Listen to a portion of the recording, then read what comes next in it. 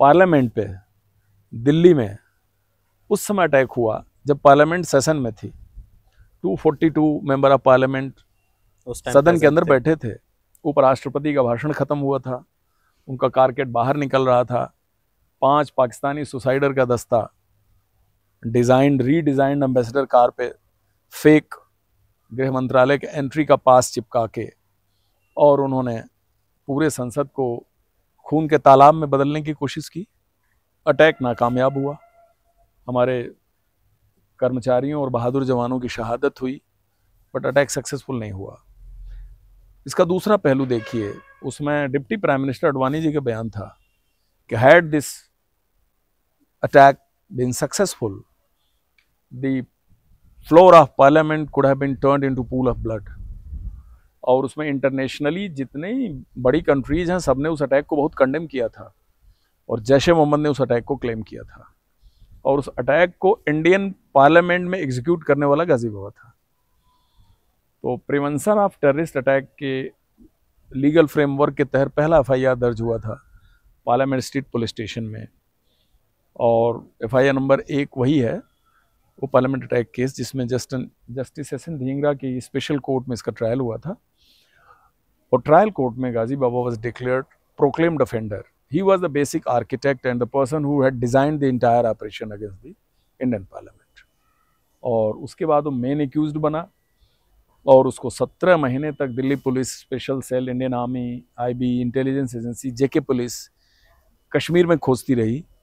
और वो समय आया अगस्त 2003 का, जब बीएसएफ ने ऐसा मौका दिया हमें।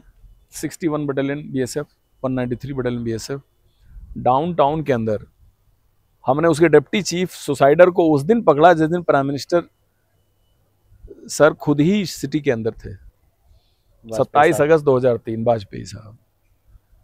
तो उस दिन भी अटैक हुआ लाल चौक पे, ग्रीनवे होटल में, सुसाइड अटैक। बीएसएफ ने अर्ली मॉर्निंग तक सारे टेररिस्ट मारे। 143 बटालियन शायद थी लाल चौक में, उसमें उनकी जवानों की शहादत हुई। अगले दिन सवेरे शहीद जवानों का पार्थिव शरीर उनके घर भेजा जाना था और पीएम को भी सेम डे वहाँ से निकलना था दिल्ली के लिए। तो उनके निकलने से पहले वो कार्रवाई करके जब हम लोग लौट रहे थे तो उसी दिन हमें 28 अगस्त को जिसको सुसाइड मिशन लीड करना था उसको जिंदा पाकिस्तानी को पकड़ा और वहीं से शुरुआत हुई गाजी बाबा के कॉफिन में ठोके जाने वाली आखिरी कील की। और वो शायद उसका समय पूरा हो गया था, लेकिन ये पूरा ऑपरेशन एक बहुत ही मेहनत कश, जमीन पे काम करने और उसे निकलने वाले इंटेलिजेंस क्लू को जोड़ जोड़ के आगे बढ़ने की बड़ी विलक्षण कहानी है। बीएसएफ के कौन से पद पर आप उस टाइम तैनात थे और वो ऑपरेशन जो आपने बताया अपने गाजी बाबा को मारने का, जो उसमें मैं सेकंड इन कमांड था, यानी बटालियन में जो कमांडेंट की पोजीशन होती है उनके डेप्टी की पोजीशन थी मेरी। मैं नंबर 2 पोजीशन में था, हायरार्की मेरी नंबर 2 की थी। तो जब ऑपरेशन हुआ तो कमांडिंग ऑफिसर उस समय छुट्टी पे गए थे, तो मुझे बाय डिफ़ॉल्ट बटालियन का उस दिन कमांड भी मैं ही देख रहा था। और बीएसएफ का जो ग्राउंड वर्क था बहुत ही लाजवाब था, क्योंकि बीएसएफ एक ऐसी फोर्स थी जो पिछले 12-14 साल से वहाँ फिजिकली डिप्लॉयड थी और बीएसएफ को पूरा जितना ग्राउंड का वाइब्रेशन था बीएसएफ को पता था। लोग आते जाते ज़रूर थे, लेकिन जो लोकल एरिया की डिटेल्स थी, इंटेलिजेंस में ऐसे सिचुएशन में क्या होता है जब टेक्नोलॉजी बिल्कुल ही नहीं थी, तो ह्यूमन इंटेलिजेंस ही सबसे ज़्यादा इफेक्टिव था। तो बीएसएफ का जो ह्यूमन इंटेलिजेंस पे होल्ड था, हमारी जी ब्रांच इंटेलिजेंस ब्रांच भी थी, और जो बटालियन के जो नॉर्मल डिप्लॉयमेंट थे इनका पब्लिक के ऊपर बहुत अच्छा होल्ड था। पब्लिक में अच्छे लोग भी होते हैं, बुरे लोग भी होते हैं, टेररिस्ट भी हैं और ऐसी भी बहुत अच्छी तादाद है जो टेररिस्ट को नहीं पसंद करते जी। तो आपको बेसिकली सपोर्ट वही देंगे जो आपके लिए सिंपैथी रखते हैं, जो आपके काज को सपोर्ट करते हैं।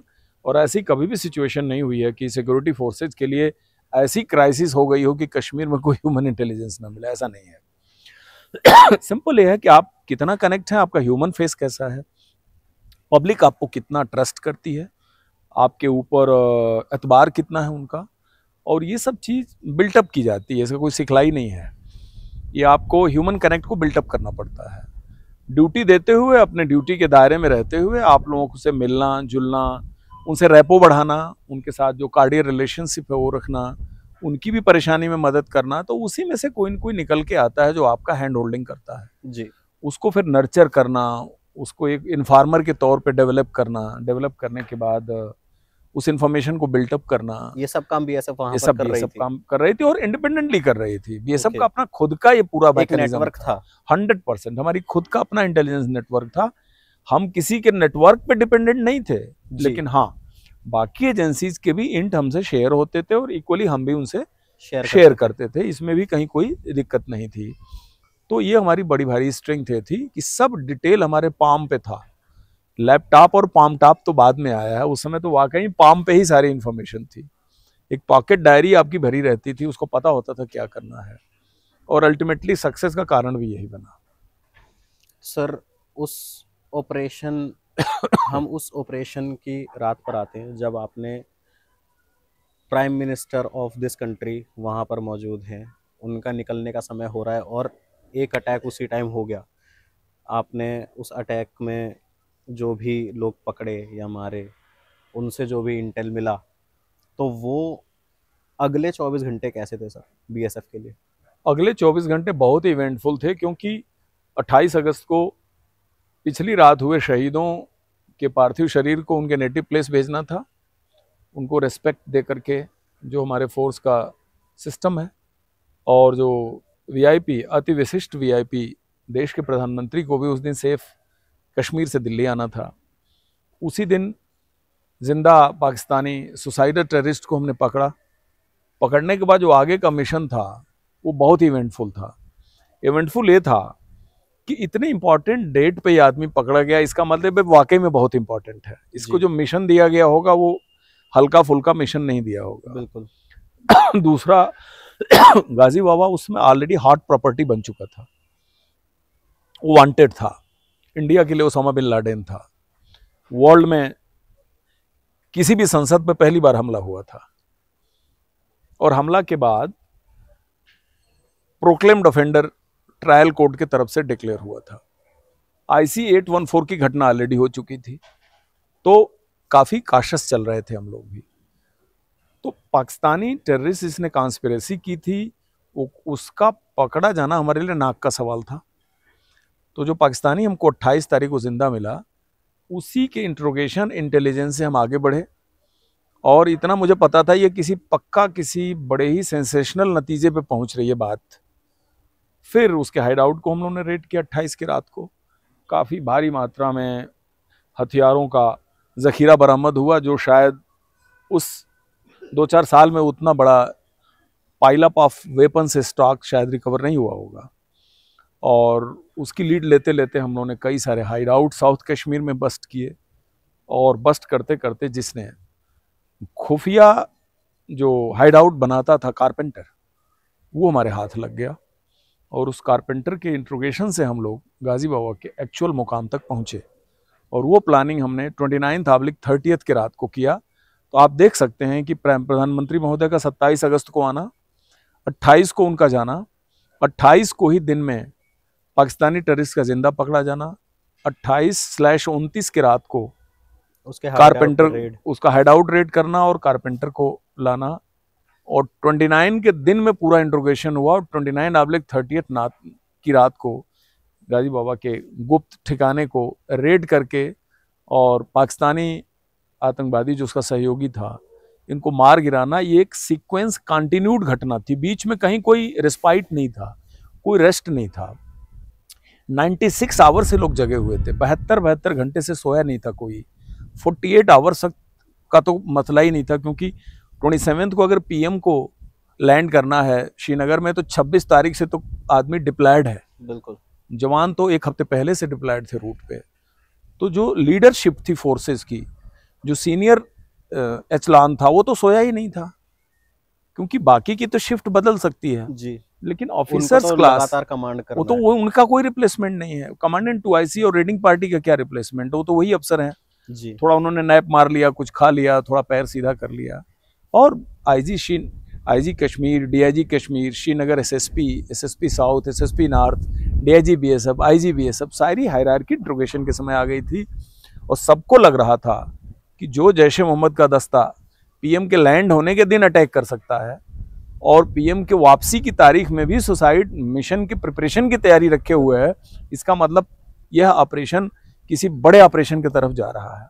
हुआ वही कि उस रात के रेड में हम लोग उस मकान में घुसे, हमारा फ्रंटल इनकाउंटर हुआ, छुपे हुए टेररिस्ट को मार गिराया गया, जिसमें एक गाजी बाबा था, दूसरा राशिद भाई उसका डिप्टी था, तीसरा अंसार भाई जो पाकिस्तानी था ऑलरेडी हमारे कैप्टिविटी में था। और एक ऐसा ऑपरेशन हुआ जिसमें किसी भी सिविल पॉपुलेशन को एक गोली नहीं लगी। Neat and clean operation, actual encounter.